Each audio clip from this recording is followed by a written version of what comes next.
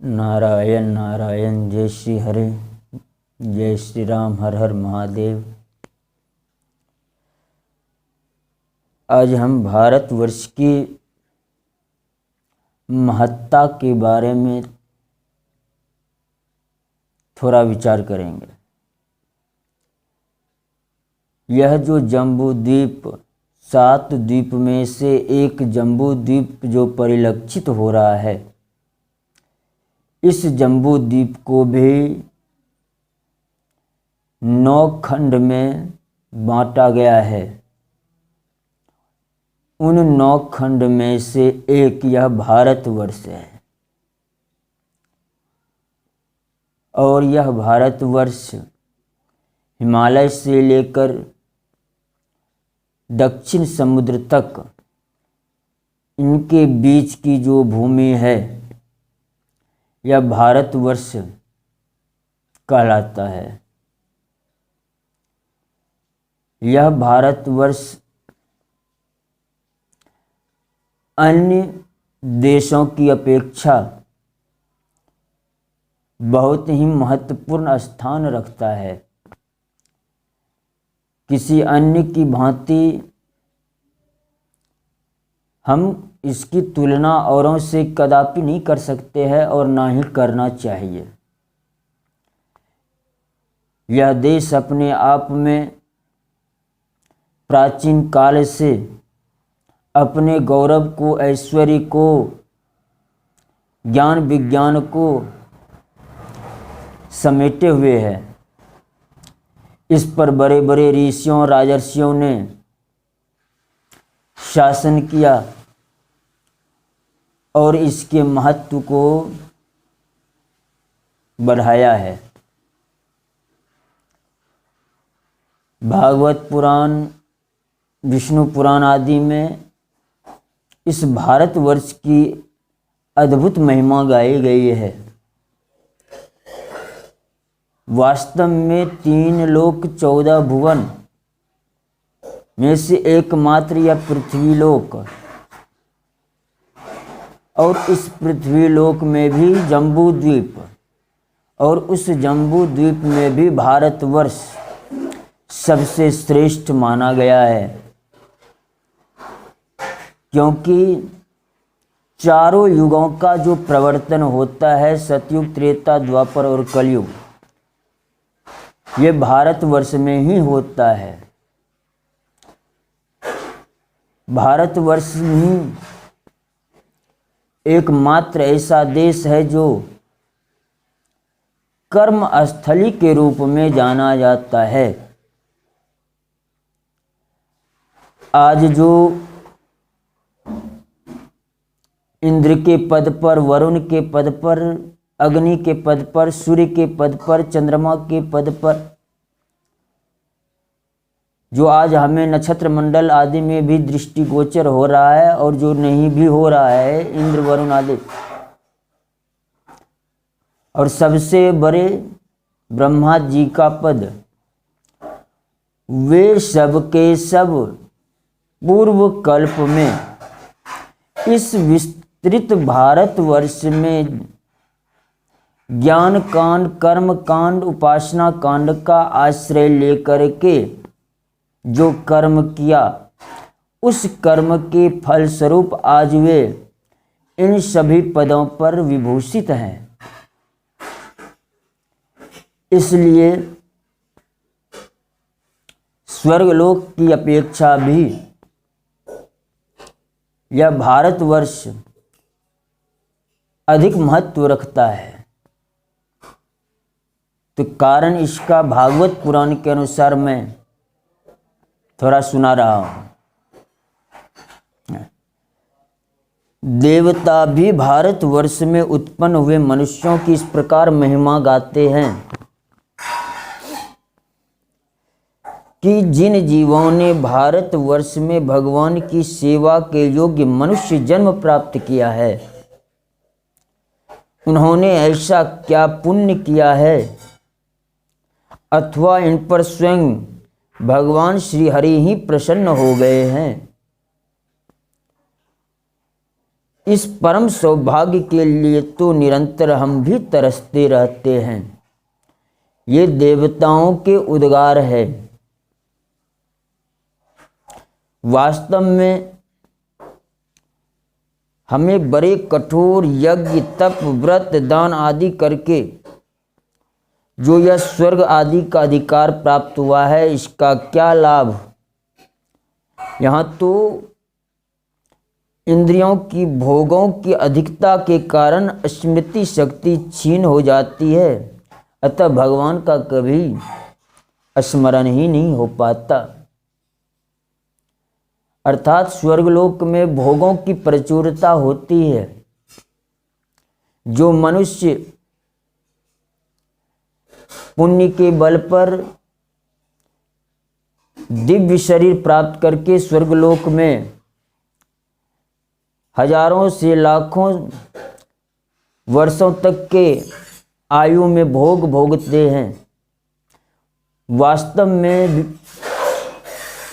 भारतवर्ष की अपेक्षा वह भी तुच्छ माना गया। तो क्यों? इसका यह कारण दिया गया है कि यहाँ के निवासी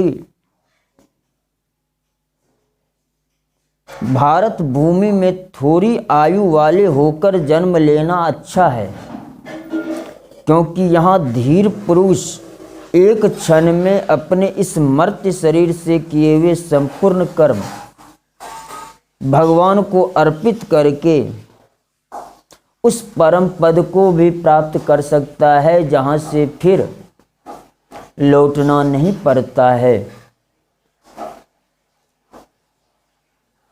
तो समझ लिए इस भारतवर्ष की महिमा क्यों अधिक है। यह कर्म भूमि है। इस तीनों लोक 14 भुवन में से यह भारतवर्ष ही कर्म भूमि है, जहाँ पर क्या हुआ, कर्म ही स्वर्ग आदि मोक्ष आदि को भी दे सकने में समर्थ है, अन्यत्र नहीं। अगर यहाँ व्यक्ति चाहे तो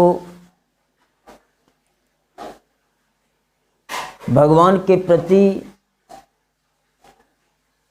प्रेम, वात्सल्य, भक्ति आदि रख करके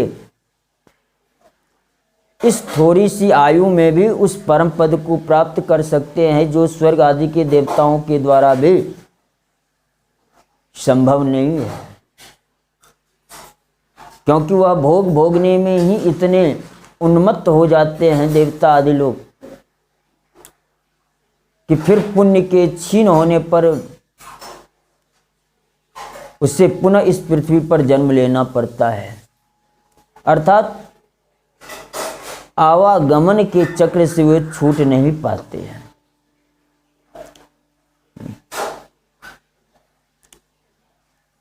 लेकिन इसका एक दूसरा पक्ष भी है कि जिन जीवों ने इस भारतवर्ष में ज्ञान, फिर उसके अनुकूल कर्म तथा उस कर्म के उपयोगी द्रव्य आदि पदार्थ, साधन सामग्री से संपन्न मनुष्य जन्म पाया है, वे यदि इस आवागमन के चक्र से निकलने का प्रयास नहीं करते तो समझ लिए उस मनुष्य की स्थिति वैसे ही प्रकार की है जैसे किसी व्याध यानी शिकारी के फांसी से छूट करके कोई पक्षी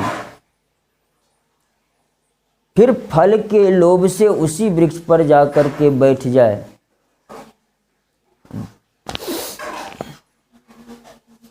और फिर उस व्याध के जाल में जाकर के फंस जाए और मृत्यु के मुख में चले जाए। अर्थात इस भारतवर्ष में भी जन्म लेकर के जिसने ज्ञान और कर्म को विकसित नहीं किया, सिर्फ आधुनिकता के चपेट में आकर के, तरह तरह के मतांतर में आकर के अपना जीवन व्यर्थ नष्ट कर दिया, उसके समान दुर्भाग्यशाली और कोई नहीं हो सकता।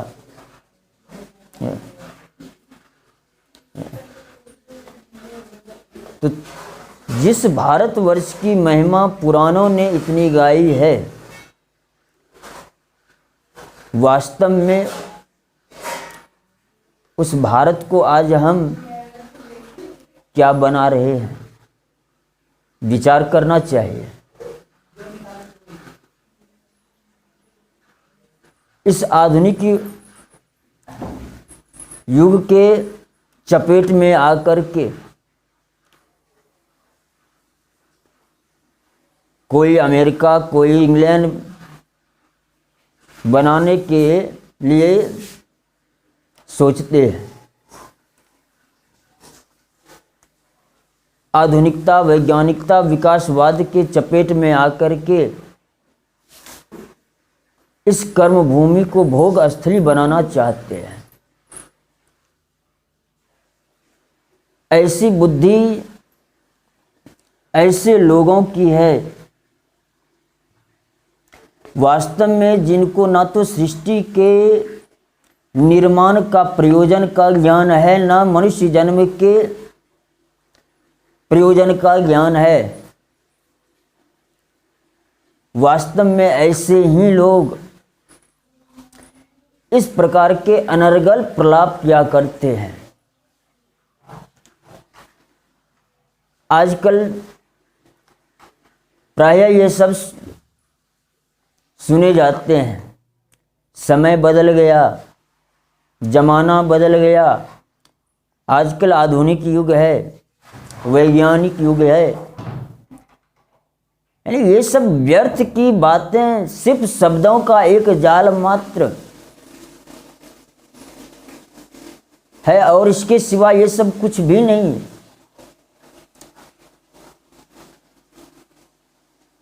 वास्तव में जो सिद्धांत, सनातन वैदिक सनातन सिद्धांत होते हैं वो कभी बदलते नहीं। लाखों करोड़ों वर्ष पूर्व जो सिद्धांत था आज वही है, आगे भी वही रहेंगे।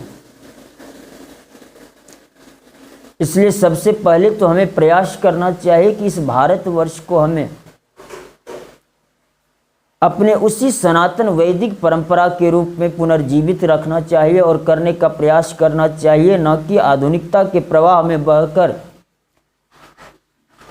अध्यात्म विहीन, पुरुषार्थ विहीन, नैतिकता विहीन समाज और मनुष्य की संरचना करके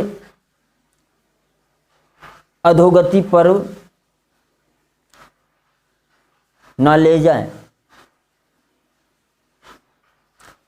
क्योंकि अगर यह सनातन व्यवस्था टूटती है, इसका हानिकारक परिणाम सिर्फ पृथ्वी को ही नहीं, पूरे ब्रह्मांड पर पड़ता है। आज पृथ्वी आदि पर जितने प्रदूषण आदि विकृतियां फैलाई गई है, उसका प्रभाव, दुष्परिणाम इतना बढ़ चुका है कि चंद्रमा भी अपने सतह से कई फीट नीचे धंस गया है। आधुनिक वैज्ञानिक इस बात को स्वीकार कर रहे हैं। ऐसी एक भी उपलब्धि अगर कोई बता दे कि आधुनिक युग की देन है तो हम मान जाएं। वास्तव में जिनको उपलब्धि गिनाया जा रहा है उसी के कारण तो सारे ये विनाश के प्रकल्प चल रहे हैं। कम से कम हमें अपने शास्त्रों पुराणों के आधार पर इस भारतवर्ष के महत्व को जानना चाहिए, समझना चाहिए और उसके अनुकूल ही कोई परिवर्तन करने का पहले प्रयत्न करना चाहिए।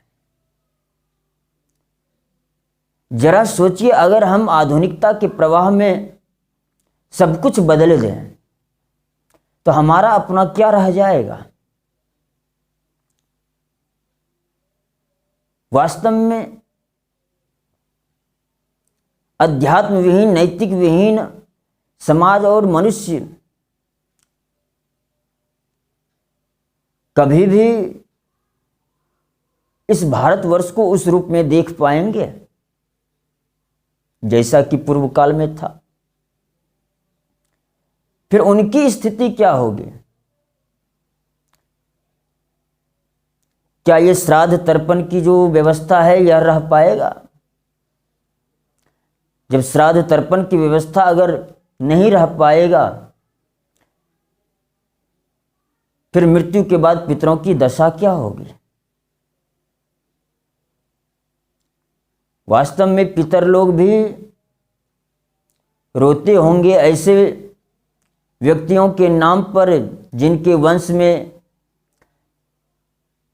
ऐसे आधे तीतर बटेर के समान बहुत सारे व्यक्ति पैदा हो गए जो आधुनिकता के पक्षधर होकर के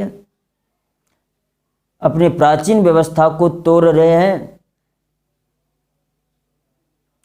उनको इस बात का ज्ञान बिल्कुल है ही नहीं कि हम अपने उस प्राचीन व्यवस्था में रह करके ही अपना उत्कर्ष कर सकते हैं, भौतिक रूप से भी और आध्यात्मिक रूप से भी। हमारा लोक परलोक दोनों बन सकता है उस परंपरा में, सनातन व्यवस्था में रह करके। इसलिए देवताओं की इस उद्गार को थोड़ा ध्यान में रख करके विचार कीजिए कि वास्तव में जिसको हम आज बदलना कर रहे हैं, समय का बदलना कर रहे हैं, जमाना बदल गया, ऐसे सब जो आजकल वाक्य निकलते हैं, वास्तव में वो गिरना है, ना कि बदलना। अगर हमारे पूर्वज नेत्रों से देखते थे, कान से सुनते थे, नाक से सूंघते थे, तो इस जमाने में भी आदमी आंख से ही देखते हैं, कान से ही सुनते हैं, नाक से ही सूंघते हैं। ये सब बदलाव आदि की जो शुरुआत इन मलेच्छ देशों से हुई है, पश्चिम से, तो विकृत इतिहास पढ़ करके उसका हृदय और मस्तिष्क भी विकृत हो चुका है। इसलिए इन सब तथ्यों के ज्ञान के अभाव में व्यक्ति आधुनिकता के पक्षधर बन करके पूरी व्यवस्था को तोड़ करके ये आधुनिक व्यवस्था अमेरिका, इंग्लैंड आदि बनाना चाहते हैं। और एक बात यह जान लीजिए, इन सबकी भी स्थिति अधिक समय तक सही नहीं रहने वाली है। यूरोप में पहले फ्रांस महाशक्ति के रूप में जाना जाता था, फिर उसकी स्थिति गई, जर्मनी महाशक्ति के रूप में उभरा, फिर उसकी भी स्थिति गई, फिर ब्रिटेन महाशक्ति के रूप में उभरा, फिर उसकी भी स्थिति गई, तो आज जो अमेरिका है उसकी भी स्थिति जाने वाली। यानी कि इन सब व्यवस्था, आधुनिक व्यवस्था के आधार पर जितने भी देश या राष्ट्र या समाज की संरचना हुई है वो कभी अस्थायी नहीं रह पाया है। लेकिन हम डंके की चोट पर यह बात कहते हैं कि यह हमारी सनातन व्यवस्था लाखों करोड़ों वर्ष से चली आ रही है, और इस कल्प में हमारी इस व्यवस्था की आयु 1,97,29,49,121 वर्षों की है। कोई इसे फूंक मार के उड़ा नहीं सकता। जितनी भी प्राचीन सभ्यताएं थे मिट गई सब। मात्र एक सनातन वैदिक संस्था सनातन वैदिक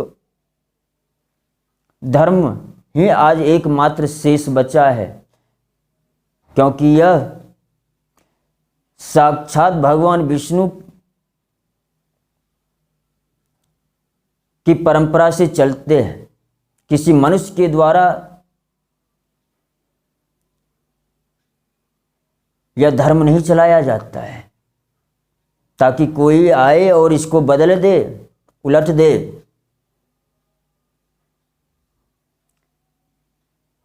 इसलिए इस प्रकार की उल्टी बुद्धि रखने वाले लोग विचार करें, क्योंकि इसी में सबका हित है। जय हिंद, वंदे मातरम।